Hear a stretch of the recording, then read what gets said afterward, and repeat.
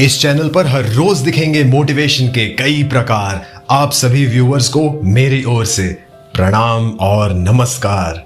तो स्वागत है दोस्तों आप सभी का आज के इस वीडियो में। आज हम बात करने वाले हैं एटीट्यूड के बारे में, यानी कि हमारा रवैया जिंदगी में कैसा होना चाहिए और कैसा होता है। और आज हम बात करेंगे एक बहुत ही स्पेशल स्टोरी के बारे में भी, जिसके द्वारा हम इस रवैये के बारे में जानेंगे। और तो दोस्तों बने रहिए मेरे साथ आखिर तक। मेरा नाम है जय, आप देख रहे हैं प्रोवोक्ड चैनल। तो चलिए आप और मैं शुरू करते हैं आज के इस वीडियो के सफर को।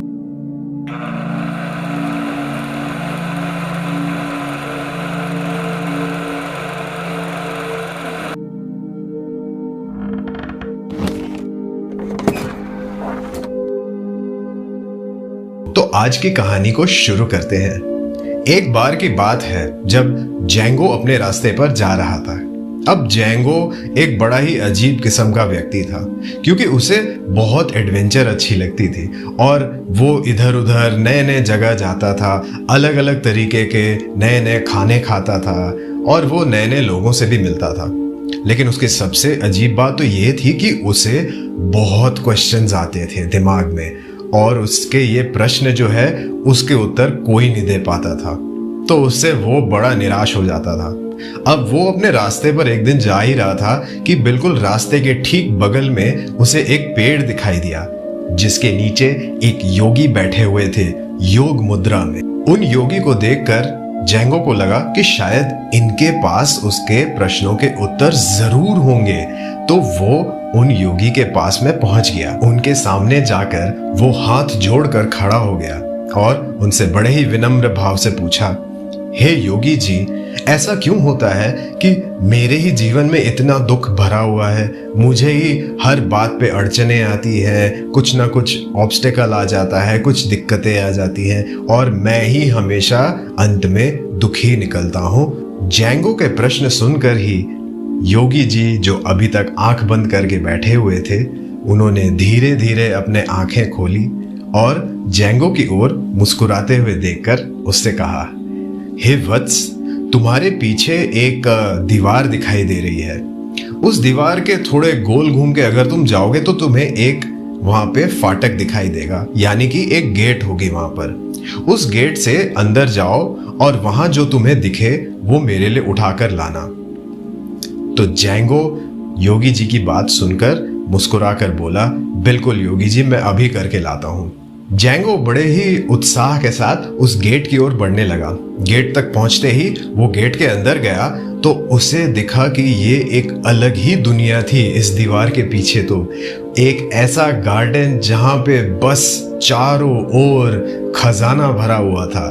लेकिन खजाना सोने का नहीं था दोस्तों, खजाना था वहां पे फल फूल और सब्जियों का, और इतनी हरियाली थी हर जगह पे, और उस हरियाली के बीचों बीच अलग अलग रंग के फल और अलग अलग रंग की सब्जियां थी। जैंगो ये देखकर बड़ा ही उत्साहित हुआ, उसे बहुत खुशी हुई कि मैं योगी जी को आज तो बहुत ही खुश करके रखूंगा। इतनी सारी अच्छी अच्छी चीजें मिली हैं, अब मैं बस तुरंत इन सब चीजों को उठाकर योगी जी के पास जाता हूँ। जैंगो का प्रश्न उसे बहुत प्रिय था और उसे उसका जवाब चाहिए ही था, और उसे ऐसा लग रहा था कि अगर वो योगी जी की अच्छी से सेवा करेगा तो उसे अपने प्रश्नों के उत्तर मिल जाएंगे। तो इसी सोच को मन में लिए हुए जैंगो चल पड़ा उस बगीचे के अंदर में और वहां से फल और फूल सब चुनने लगा धीरे धीरे। लेकिन ये गार्डन, ये बगीचा जो है वो बहुत ही बड़ा था, और दूसरी बात तो ये कि उसमें इतने फल और फूल थे कि जैंगो के हाथ तो तुरंत ही भर गए। फिर वो कुछ अपने जेब में भी रखने लगा, कुछ अपने कंधे के नीचे दबाने लगा। वो कहीं ना कहीं कुछ ना कुछ करके जितना ज्यादा से ज्यादा ले जा सकता था वो कोशिश कर रहा था। तो उसके हाथों से चीजें गिरने लग गई और वो बड़ा दुखी हो रहा था कि मैं कैसे ये नहीं ले जा पा रहा हूँ और मुझे अपने प्रश्नों के उत्तर भी चाहिए। और योगी जी को अगर पता चलेगा कि यहाँ इस बगीचे में इतना सारा कुछ था और मैं उनके लिए सिर्फ एक ही चीज लेकर गया तो वो बहुत दुखी हो जाएंगे। तो अब तक जैंगो, जो बड़ा ही हर्षित और उल्लास मूड में था वो अब बिल्कुल दुखी होने लग गया और उसे बिल्कुल डिप्रेशन सी होने लग गई कि अब मैं क्या करूं, और वो वहीं पर ही बैठ गया। अब ऐसे करते करते बहुत टाइम बीत गया और सुबह से लेकर दोपहर भी हो गई। तो फिर फाइनली वो कुछ 2-3 चीजें उठाकर बिल्कुल दुखी मन से गया योगी जी के पास वापस। तो जैंगो जो लेकर आया था वापस, उसने वो चीजें योगी जी के चरणों पर रख दी और उनसे हाथ जोड़कर कहा कि मुझे क्षमा कीजिएगा योगी जी, मैं आपके लिए सब कुछ नहीं ला पाया। उस बगीचे में इतना कुछ था और मैं बहुत दुखी हो गया था, और इतनी देर से मैं वहां पर बैठे बैठे यही सोच रहा था कि मैं किस मुंह से आपके सामने में आऊं ये सामान लेकर। तो ये उत्तर सुन के योगी जी जैंगो की ओर देखकर मुस्कुराए और बोला कि हे वत्स, आओ मेरे साथ। और वो उसे चलाकर ले गए दीवार के दूसरी तरफ से, जहां पर और एक गेट थी एक और जगह जाने के लिए। तो जैंगो जब इस दूसरे गेट के अंदर गया तो उसे देखने को मिला कि ये जमीन तो बिल्कुल ही खाली थी, उस पर कुछ भी नहीं था। तो जैंगो क्या देखता है कि उस पूरी जमीन में सिर्फ एक ही फूल उगी थी और उसके आसपास एक बच्चा बिल्कुल खिलखिलाकर कूदकर खुशियां मना रहा था कि उसे ये फूल मिल गई है, और वो इतना ही हर्षित हो रहा था।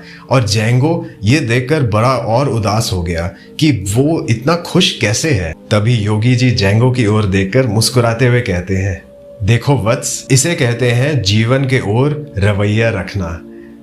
ये बच्चा जो है, इसके पास सिर्फ एक फूल है, लेकिन ये तुमसे 10 गुना ज्यादा खुश है, और तुम्हारे पास पूरा एक बगीचा होते हुए भी तुम बिल्कुल दुखी और डिप्रेस्ड बैठे हुए थे। तो दोस्तों, ये कहानी से हमें समझ में आता है कि लाइफ में एटीट्यूड बहुत इंपॉर्टेंट होती है। एटीट्यूड यानी कि रवैया, हम अपनी लाइफ को किस तरीके से, किस सोच के साथ अप्रोच करते हैं, और इससे होता यह है कि हमारी पूरी लाइफ की डेफिनेशन, उसकी जो व्याख्या होती है, वो इसी रवैये के अंदर छुपी होती है। क्योंकि आपके पास हो सकता है कि आप संसार के सबसे अमीर हो, लेकिन अगर वो खुशी ही नहीं है आपके पास में, तब तो ये धन भी व्यर्थ का रहेगा। क्योंकि आपकी खुशी जो है वो आपके धन के साथ रिलेटेड नहीं है। हाँ, कुछ दूर तक जरूर है, जहां तक आपके एटलीस्ट बेसिक रिक्वायरमेंट्स नहीं कंप्लीट हो जाते।